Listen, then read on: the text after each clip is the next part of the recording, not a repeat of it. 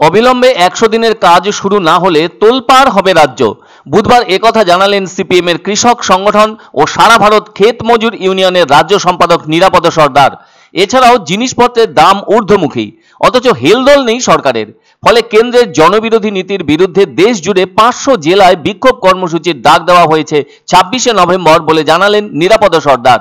তিনি বলেন, দেশের মধ্যবিত্ত ও নিম্নবিত্ত আয়ের মানুষ আজ বড়ই বিপদের মুখে।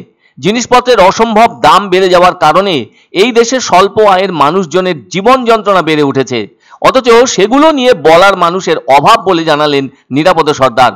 কেননা ওই দাম বাড়ার বিষয়টি কোনোভাবেই নিয়ন্ত্রণে আনতে পারেনি কেন্দ্রীয় সরকার। বুধবার জলপাইগুড়িতে দলের জেলা কার্যালয়ে আয়োজিত এক সাংবাদিক সম্মেলনে রাজ্যের কৃষক সংগঠন ও সারা ভারত ক্ষেত মজুর ইউনিয়নের রাজ্য সম্পাদক নিরাপদ সর্দার বলেন, রাজ্য সরকার আইন মেনে কাজ না করার জন্য 3 বছর ধরে 100 দিনের কাজ থেকে বঞ্চিত রয়েছেন এই রাজ্যের শ্রমজীবী মানুষ। অন্যদিকে নিত্য প্রয়োজনীয় জিনিসপত্রের দাম আকাশ ছোঁয়া, আর এর মধ্যে পেট্রোল, ডিজেল, কেরোসিন থেকে শুরু করে রান্নার গ্যাস এসবের ওপর দামের কোনো নিয়ন্ত্রণ নেই কেন্দ্রীয় সরকারের।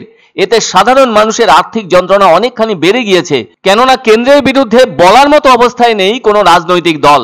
সেজন্য এবার রাজ্য জুড়েই তোলপাড় হবে ওইসব বিষয়কে কেন্দ্র করে। সত্যি যদি 100 দিনের কাজ ফের চালু না হয়, তাহলে সোচ্চার হয়ে উঠবে সিপিএম অনুমোদিত কৃষক সংগঠন ও সারা ভারত ক্ষেত মজুর ইউনিয়নের সদস্যরা বলে জানালেন সংগঠনের রাজ্য নেতা নিরাপদ সর্দার। তিনি আরো বলেন, রাজ্য সরকার দুর্নীতি করছে, আর সেজন্য আইন আছে।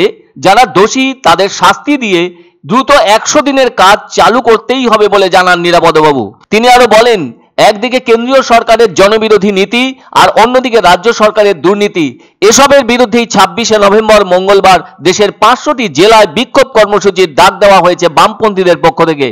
তিনি বলেন, কেন্দ্র ও রাজ্যের টানাপোড়েনে গত 3 বছর ধরে এই বাংলাতে বন্ধ রয়েছে 100 দিনের কাজ। যদিও ইতিমধ্যে জব কার্ড হোল্ডারদের বকেয়া টাকা মিটিয়ে দিয়েছে রাজ্য সরকার।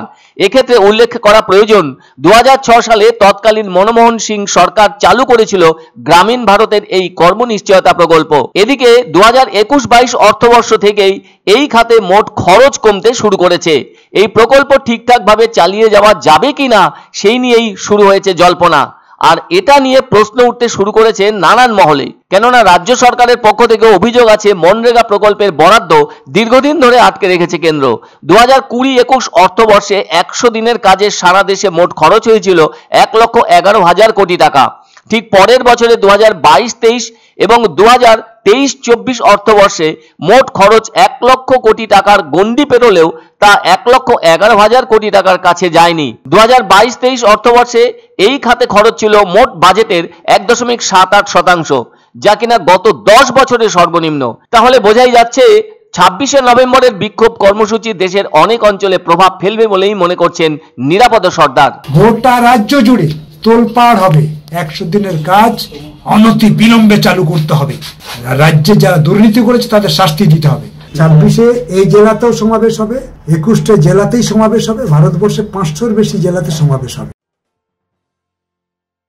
এক অন্য অনুভূতির স্পর্শ পাওয়া যায় রয়কো ব্র্যান্ডের গেঞ্জি ও জাঙ্গিয়ায়। তাই ছোট বড় সবার পছন্দ রয়কো গেঞ্জি ও জাঙ্গিয়া। প্রস্তুতকারক জয়মনি হোশিয়ারি, কলকাতা। আনন্দ সংবাদ, আনন্দ সংবাদ। 30 বছরের নির্ভরযোগ্য প্রতিষ্ঠান ইন্দ্রমণি রাইস মিল। আমাদের কয়েকটি জনপ্রিয় ব্র্যান্ড হলো তাজ, বরলি, খুশি ইত্যাদি। আমাদের ফ্যাক্টরি আউটলেট সিজে ট্রেডিং কোম্পানি, দিনবাজার, এক্সিস ব্যাংকের পাশে, জলপাইগুড়ি। এখানে সুলভ মূল্যে গুণগত মানের সব ধরনের চাল পাওয়া যায়। Phone number 9547029475। পছন্দসই সেরা খাবার খেতে হলে সোজা চলে আসুন রুচিসম্মত আধুনিক মানের রেস্টুরেন্ট রাজদরবারে, কেননা এখানেই আপনারা পাবেন ভোজনের রাজকীয় অনুভূতি। শুধু পুজোর সময় নয়, সারা বছরই রকমারি খাবার সরবরাহ করাই এই রেস্টুরেন্টের আভিজাত্য। আমাদের ঠিকানা রাজদরবার, রাহুতবাড়ি, বাবুপাড়া, জলপাইগুড়ি। ধামাকা ধামাকা ধামাকা, সানরাইজ মার্বেলের নতুন শোরুম শীঘ্রই আসতে চলেছে জলপাইগুড়ি গৌরীয় মঠের পাশে নতুন করলা সেতুর কাছে। এখানে পাবেন আধুনিক টাইলসের রকমারি সম্ভার।